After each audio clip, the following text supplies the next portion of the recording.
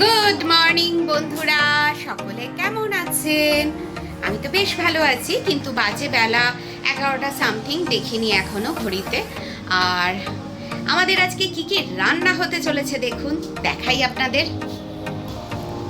এই যে প্রেসার কুকারে দিয়ে দিয়েছি বিউলির ডাল, আজকে বিউলির ডাল হবে। আর এখানে সমস্ত মশলা বার করা হয়েছে, আদা রসুন পেঁয়াজ বাটা, পেঁয়াজ কুচনো, এখানে আলু বেগুন সরু সরু করে কাটা হয়েছে, টমেটো রাখা হয়েছে, হবে শুটকি মাছ আলু বেগুন দিয়ে ঝাল। এখানে আলু কাটা হয়েছে, বাথরুম যাবে নাকি? আলু কাটা হয়েছে, এই যে ঢেঁড়স কাটা হয়েছে, রাত্রির জন্য ঢেঁড়স আলু ভাজা হবে।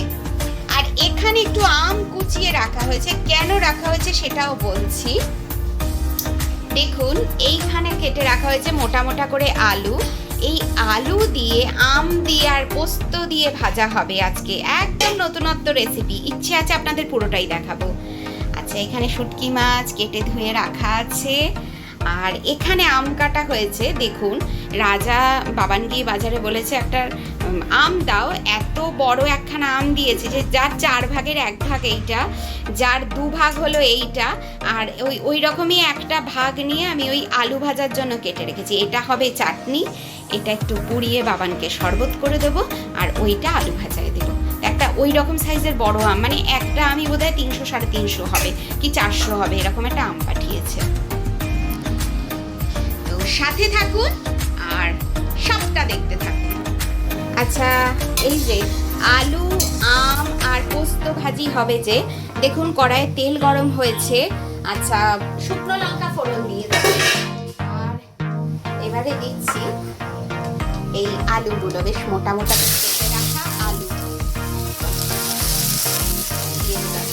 এইটা খুব সুন্দর করে লাল লাল করে ভাজা হওয়ার পরে আমি আম দেবো।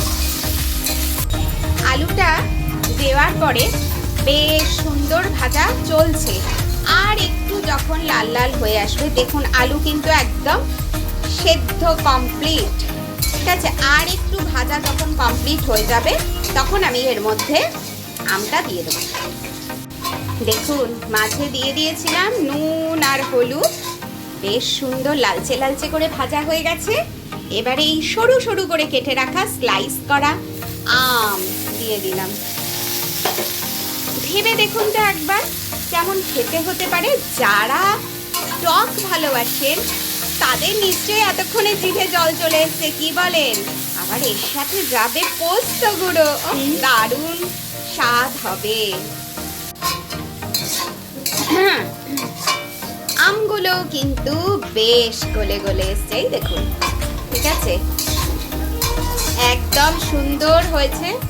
এবারে ছড়িয়ে দিচ্ছি পোস্ত গুঁড়ো, এই দেখুন, যা ভালো লাগবে না। এবারে একটু পোস্ত গুঁড়োটাকেও একটু আম আর আলুর সাথে ভাজা ভাজা করে নেব, ব্যাস কমপ্লিট। একদম সুন্দর করে আম আলু পোস্ত ভাজি গরম গরম ডালের সাথে জমে ক্ষীর। আমাদের এদিকে ডাল কমপ্লিট, এদিকে আলু আম পোস্তর ভাজা, আর এটা হলো বড়ি ভাজা। বাবার আজকে নিরামিষ, তাই এগুলো। আর এখানে করে রেখেছি ঢেঁড়স আলু ভাজা রাত্রির জন্য। এত এই মানে ভোট ভোট করে এত বেশি অ্যানাউন্সমেন্ট যে বলার মতো না। এটা আমটা পুড়িয়েছিলাম, আমের শরবত করব, নুন চিনি আম সব ভিজিয়ে রেখেছি। আর এখানে দেখাই সেই শুটকি মাছ হচ্ছে। অনেকটা পেঁয়াজ দিয়েছি, রসুন দিয়েছি, শুটকি মাছটাকে ভেজেছি। এবার আলু বেগুন দিয়ে সিম করে চাপা দিয়ে দিয়ে মাছটা একদম শুকনো শুকনো রান্না করব। আর এখানে প্রেসার কুকারে আমের চাটনি বসিয়েছি। দেখুন বন্ধুরা, আমি এখানে দুপুরের খাবার রেডি করে ফেলেছি। এটা হলো বাবার একদম নিরামিষ, ভাত ডাল বড়ি ভাজা, আম দিয়ে আলু দিয়ে আর পোস্ত দানা দিয়ে ভাজি আর আমের চাটনি।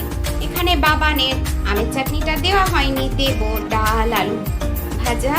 আর ওটা হলো কালকের পটল, এখানে আমারটা রেডি করেছি। এখানে আমার স্যালাড ট্যালাড অনেক কিছু যাবে, আমি তো সব খাই না। আচ্ছা, এটা রাজার খাবার, ভাত ডাল আলু ভাজা শুটকি মাছ, কি দারুণ দেখতে হয়েছে। আর এখানে মায়ের খাবার। তো চলুন মাকে খেতে দিয়ে দিই। খাবার খাবে?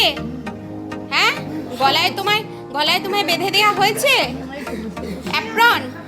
অ্যাপ্রন পরিয়ে দেওয়া হয়েছে। আচ্ছা চলো, দাঁড়াও, আমি স্যালাড দেব। ঠিক আছে, স্যালাড দিলে খাওয়া শুরু করবে। এই যে আমার খাবার নিয়ে বসে গেছি। আমি আজকে একটু শুটকি মাছ, একটু এইটা নিয়েছি অনেকদিন বাদে, আর ডাল। এই যে ডাল, স্যালাড, ভাত। আর ওখানে রাজাও এসে গেছে, ওরও খাবারটা দিয়ে দিয়েছি।